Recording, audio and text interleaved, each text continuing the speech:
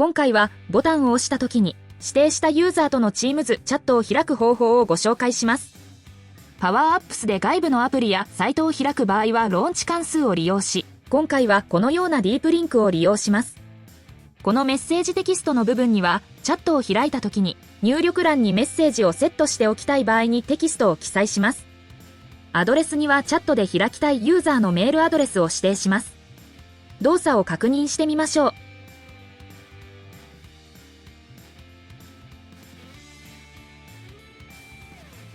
正しく動作していることが確認できます。複数のユーザーも同様のやり方で可能です。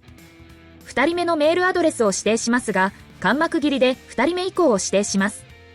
メールなどではセミコロンですが、こちらはカンマで区切る点に注意が必要です。動作を確認してみましょう。